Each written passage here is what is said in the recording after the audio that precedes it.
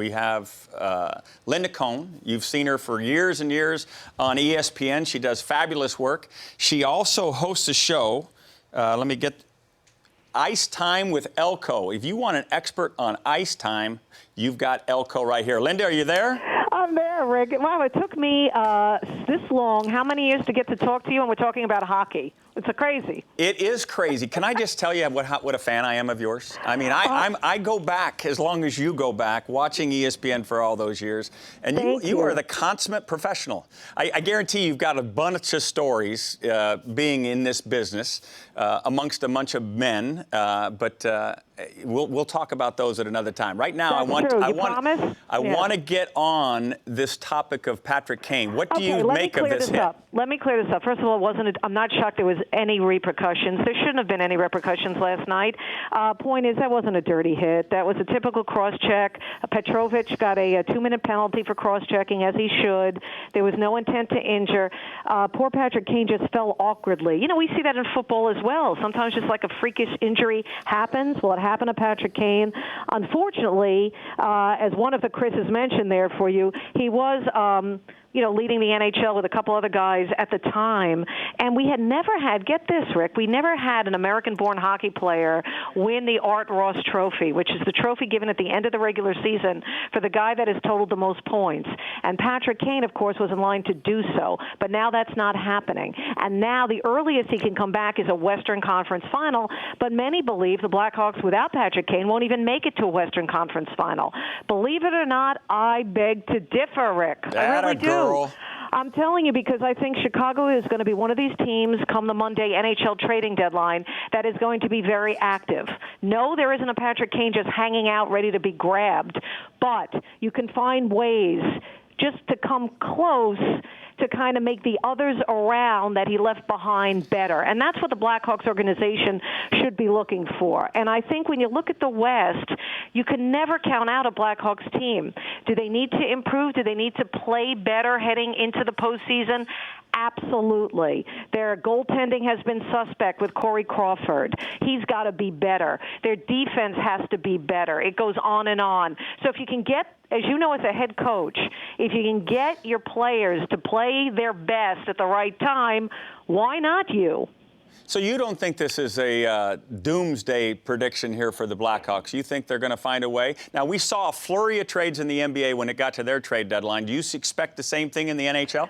Oh, Rick, you ain't seen nothing yet. I mean, when the NHL puts their trading deadline situation happens, when that takes place on Monday, it was refreshing to see the NBA so active just last week. But when the NHL gets at it, it's going to blow the NBA away. And a lot of contenders want to be better. And there are a lot of teams on the edge that want to be better. And as a GM, you really have a quandary. Like a lot of these teams have to deal with players that are UFAs at the end of the season.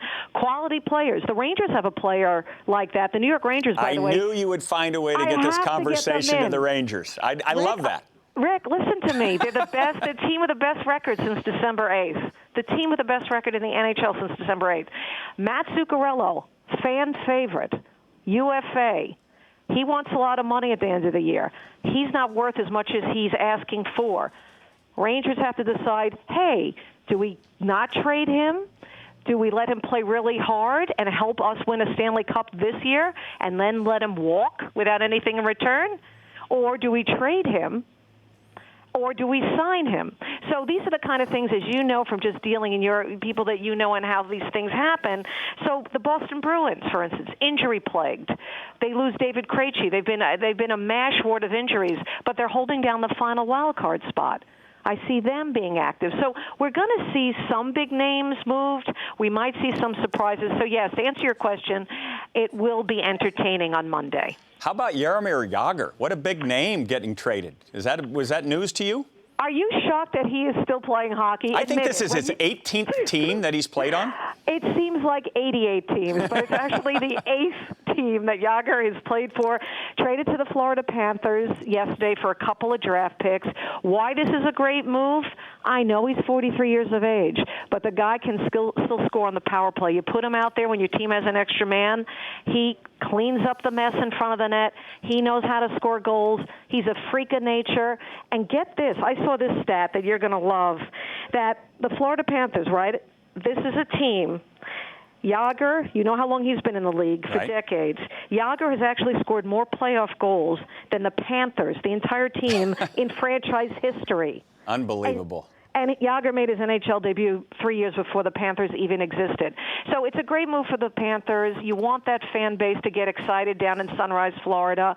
And this could just get them into the postseason. And look at Boston, because I think they're going to slide out of there if they don't make a couple of moves. Because, like I said, they're clinging to that last playoff spot. But it's a lot of fun, a lot of uncertainty. And we still got like 6 weeks left. Linda, now wait a minute. You got your New York Rangers in. I live out here in Southern California, Manhattan Beach. The Kings are running around. Dean Lombardi makes a big trade, gets a defenseman. Are the Kings the team to beat in the West? This is what I'm telling you. And by the way, great. Just like I bring up the Rangers, you got to ruin my day and bring up the LA Kings. They ruined my spring. You know, I was there at that building at Staples Center. If there's a rematch, you got to come hang out with me this year. Oh, that's a promise. I want to be invited to the mansion. Can I mansion, not so much, but I'll take you to someone's mansion, but it won't be mine. But do you like the Kings? Do you like the move that Lombardi pulled off here? Yeah, you had to make that move because they don't have Slava Voynov, all of his domestic violence situations. You're not getting him back. So you get a guy by the name of Sekera from Carolina, solid, workmanlike defenseman. Is that enough for the Kings to win a cup? As long as you have that goalie, Jonathan Quick, anything's possible. As long as you got that 70s line, as long as you have, obviously, the number one line, you know, Kopitar and Gabrick. Why not the Kings again? They would just Drew Doughty. They have us all just where they want us. They've won 8 of their last 9. They're going to get in the playoffs, obviously. And because, especially with the Patrick Kane injury to Chicago, that's good news for Kings and their fans because, you know, heading into the season, Rick, the Chicago Blackhawks were the 6-1 favorites to win the Stanley Cup. So now, why not the Kings again?